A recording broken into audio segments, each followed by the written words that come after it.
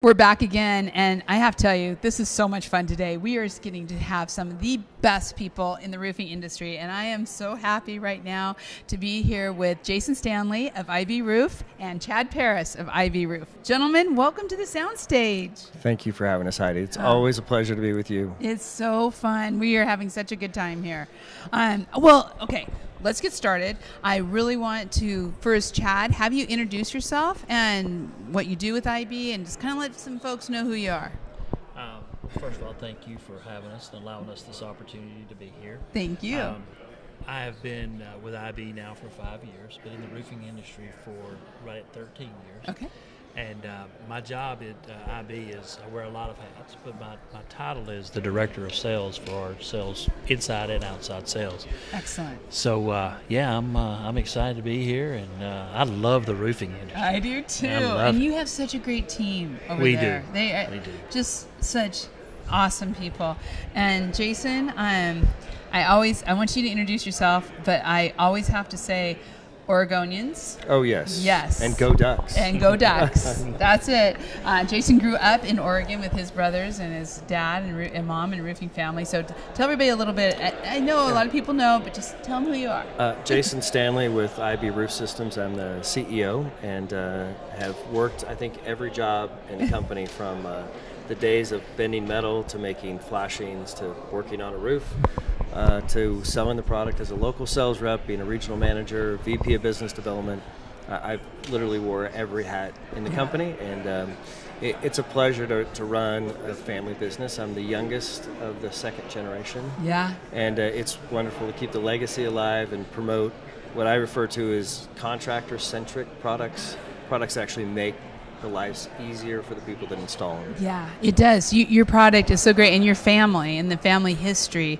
And I'm Vicki Sharples, my business partner. Her favorite all-time picture is of you and your brothers coating a roof, and it always comes back and shows up on the coffee shop sooner or later. How unbelievable is that? You know, five brothers on a roof at the same time, and nobody was throwing each other off or anything. It was I'm not sure how great the safety was at that point. No, but we didn't have any shirts on either. I'm sure there was all kinds of violations that happened, and even I think at the time I was probably 13 or 14 years old.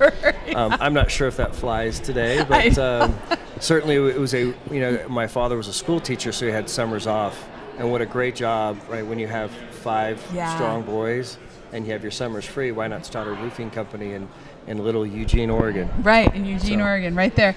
And so a little bit about the history of IB. So started out as a roofing company, but then your dad really put this product, the IB, the PVC, he's the one who just brought it to the market, and then with all of you. So with some help of some wonderful people, there's a gentleman that's very popular, of course, in the Northwest, but then I think industry-wide is a guy by the name of Colin Murphy. Oh, we know Colin. And we owe our legacy and our history to Colin. He introduced PVC to my father in the mid-'70s, and he was one of his first customers that started importing PVC to the United States.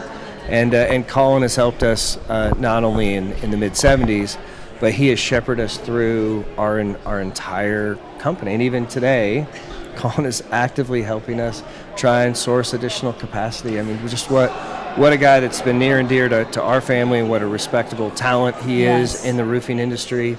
And I think if you talk to Colin today, he would talk affectionately about IB Roof Systems, the company, but then also about the Stanley family and what we mean to Colin. It's been a great partnership. He is amazing. I worked with him back in the day when I was at Malarkey, and he's just so well respected. So Chad, what's happening at IB? What do you have going with new products, everything? I know there's a lot happening. There is, and I think everyone in the roofing industry, to say there's a lot happening is an understatement. It's busy all the time, and so we are. One thing I want to mention what Jason said. I think it's important to say is it's refreshing for me. Someone who's been in the industry, it's refreshing to me because Jason and his family have actually been on roofs, and they've actually put roofs on. Yeah. So one of the main focuses that we have, and this is kind of leading into what we're doing now, is our focus is what really is it to be a roofer. And what does that mean? What does the business part of it mean? What is it every day, what they have to go through and experience? And I think, having Jason as our leader, who has actually been on a roof and actually done that, is huge for us. Yeah. Because our focus has always been, the guys on the roof that's doing the roof every day, what product can we make or what do we do that makes their job easier? Yeah, I love that. And probably 4 years ago, we go back to our roots, what Jason did in the coating business, kicked around for a while about coating and do we really want to do this because we've so primarily been PVC and that's our focus.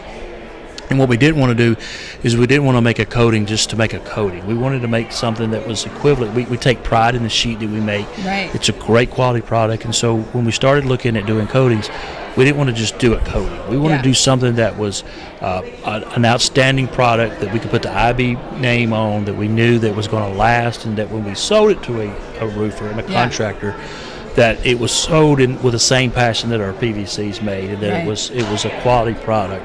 And so, that's been a big push for us. Luckily we have coatings available right now, so we don't have to worry about that. But talk about great timing.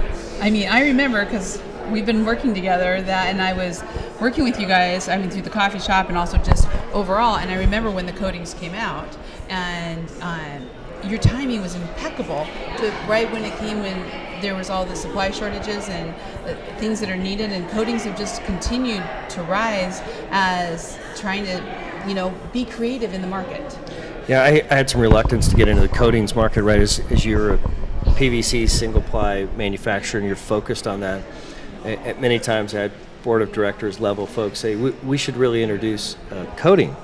And my thought was, we don't need a coating. Coatings are for people who make bad products and need to coat their stuff.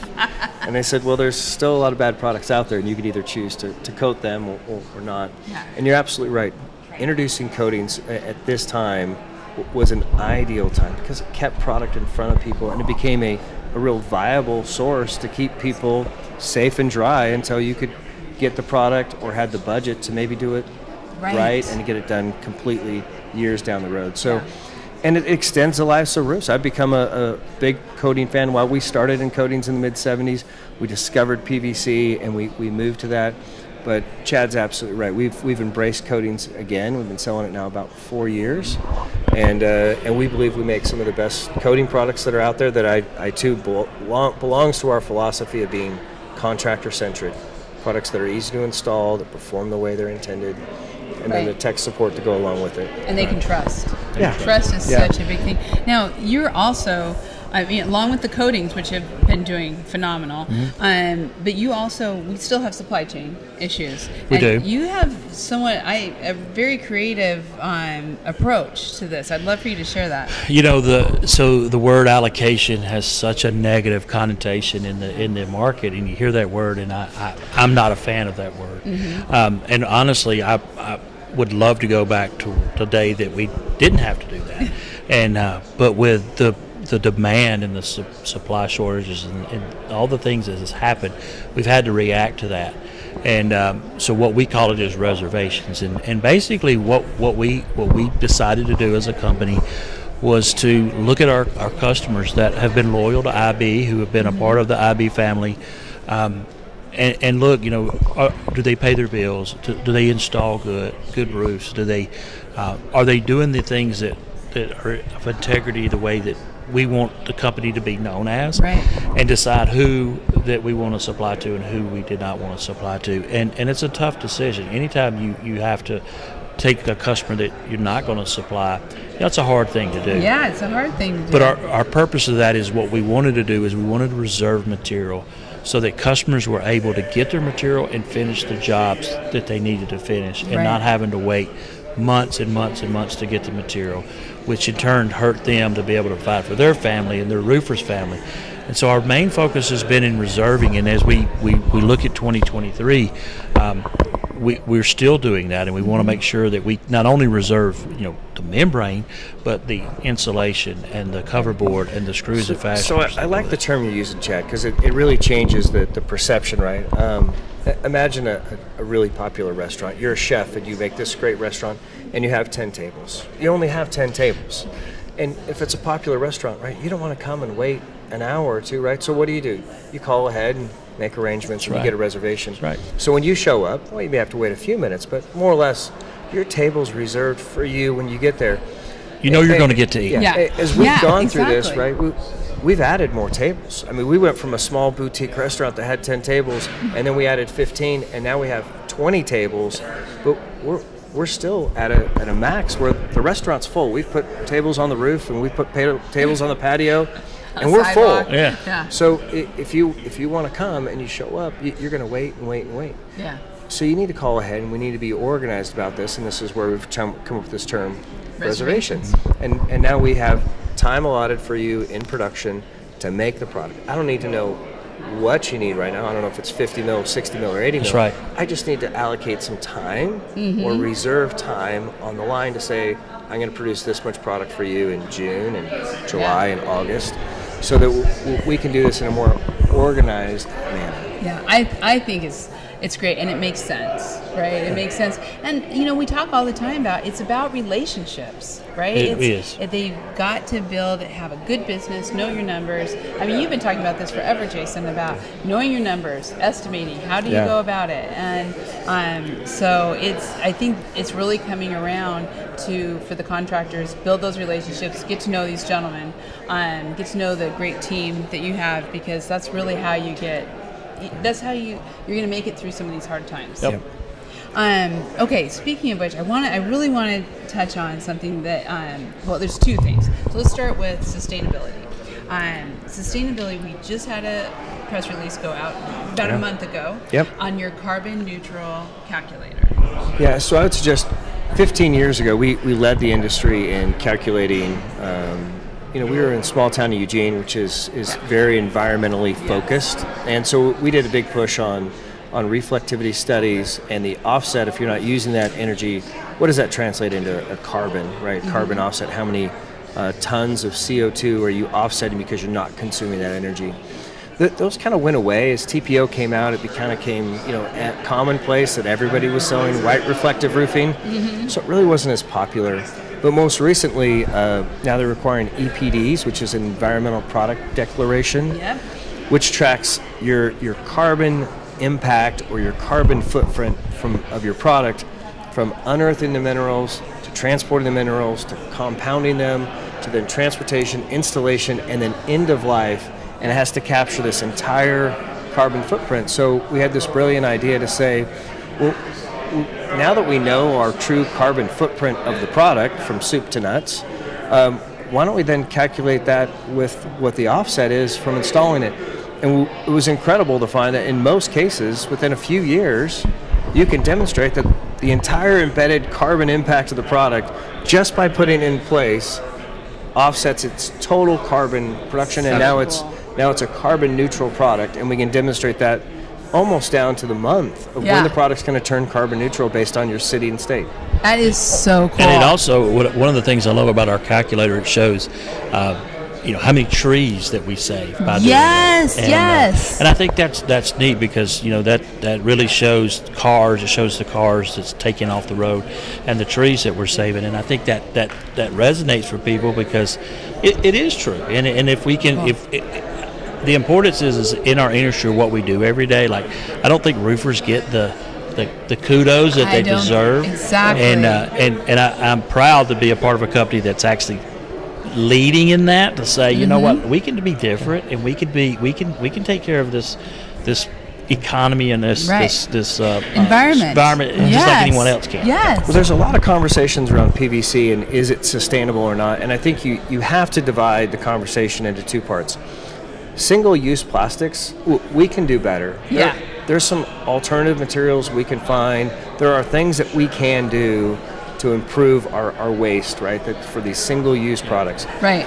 But you can't lump that in with roofing products and other PVC construction products that have a low carbon footprint to produce, oftentimes offset energy the entire time while they're being used, and then at large scale can be recaptured reused, and recycled. Right. It's almost a holy grail of recyclability or sustainability, but it's being lumped in with these single-use plastics. Right. And truly, we're working at Spry. Sean, my brother, created a task force just recently, last week, to try and actually divide these two with LEED so we can start demonstrating PVC is probably one of the most sustainable products that are out there, but you have to disconnect it from the single-use packaging conversations. Yeah. And it makes so much sense, and it's exciting because we don't talk about it enough in the roofing industry, and we don't promote. I mean, we have trillions of acres of roofs. Yes. Oh, yes. What can we be doing with that acreage to help the environment? And there's so much that can be done. Oh, absolutely. Yes. Absolutely. So, okay, I know we're going a little bit long here, but it's such interesting stuff. So, last thing, we've got to talk about, you had an event this week, and you and I talked about it last week. We've been promoting it on the site. So, I just, hats off to the NRCA and what they've done relative to education with the TRACK program and NCCR and Pro certification. Oh my goodness. Yes. If you want to talk about changing the industry, Pro certification has it. So while you can be a member, your company is a member of the NRCA, the Pro certification is for the individual. Right. And you don't have to be an NRCA member to do it. The Pro certification impacts everybody. Yeah. And this is a place where we can truly have some pride in our industry and say, oh yeah, I'm a roofer. No, I'm a Pro certified roofer. Like, I know how to do this. I've demonstrated a proficiency online in a course, and then I've sat with a qualified assessor and done a practical exam, and now I'm a qualified thermoplastics installer or thermal sets installer or standing seam, clay tile. And they've done such an amazing job of creating Pro certification for almost every category. I think the coatings are starting and asphalt's starting soon. But other than that, almost every discipline that's out there, you can get a Pro certification for. The problem with Pro certification right now is they haven't found anybody to really do it at scale. They've been doing it one certifier with one person at a time, and it's moving too slowly. Yeah. So we had a kickoff event on Monday or Tuesday. McKay came out, and Steve Little from K-Post, Kelly Van Winkle, Commercial Roofs of Texas, was all fantastic. Even Ron Harriman from Benchmark Mark came was out. there. Awesome. Great. Awesome. And we spoke about the benefits of Pro certification. And we're setting up on September 27th and 28th, the same timeline as the MRCA RCAT event. It's going to be held in Fort Worth. We're going to hold the first ever large-scale Pro certification. We will certify so excited about this. 16 people before noon, another 16 people afternoon, and 16 people the next day in the morning, and 16 people the next day after. So we'll do 64 Pro certifications in 2 days. And hopefully this can demonstrate for the whole industry. I mean, this is for everybody to see. Everybody's welcome to come. Manufacturers, everybody in the industry. Yeah, this is not an IB thing. This is an NRCA. This is an NRCA certification that IB is sponsoring to help get that there. And we're showing you how you can do it at scale. Not one off at a time, but 64 in 2 days. Which is huge. And the hope is that this will spark more interest and more excitement in the industry as to how do you really deploy this at scale rather than just one at a time. It makes a difference. It does. And I want to add something to that, because I think that what this Pro certification is doing, anyone else that has a job, right? You have a certification that you get, or you're able to have credentials. So when you go and you get a job, you show all the credentials that you have. The roofing industry, the roofers doing the work every day, they don't have anything. Right. So what a great way to give these roofers that work very hard to feed their families every day a certification that they can be able to say, look, I'm certified. And you know what? Yes, I'm of value, and there's my certification. And if they need to get another job or go to another job or need to find a job, if they have that, they're walking in with credentials. And a kudos to the NRCA for saying, how do we elevate the game for these roofers that work very hard that don't get recognized otherwise? Well, it's not just the roofers, Chad. I know that's the point of this, and it helps so much, and there should be this pride of being certified. But this also reduces manufacturers' liability, right? When I have qualified people, trained people on a roof, my liability goes down. Most of our claims that happen are typically around workmanship. This helps building owners because they have fewer issues. This helps the industry at large because people are more safe. That's true. What some people may not understand is part of ProCert is a safety portion as well, where you have to demonstrate it both in writing with a test, and then you have to demonstrate it before you can even start the exam. You have to demonstrate that you know how to use the harness, proper safety equipment. So this is elevating the entire industry and helps everybody. It really, I love it. We were together last week in Chicago when we went through it. I am so excited for your events, and we got to get everybody registered. Gentlemen, thank you. Thank great you, stuff. Heidi. I mean, we went from certification to sustainability to new ways of doing things. I love it. Thank you so much, Jason. You're awesome. Chad. Thank you. Such a wonderful blessing to be around you. Thank you. We appreciate your partnership and everything you do for the industry. We feel the same. And everybody out there, you can find all this information on Roofers Coffee Shop on the directory. We're going to actually take just a real quick break, and then we're going to come back with another project that Jason's been very involved in, and that is Labor Central. So stay tuned. We'll be right back.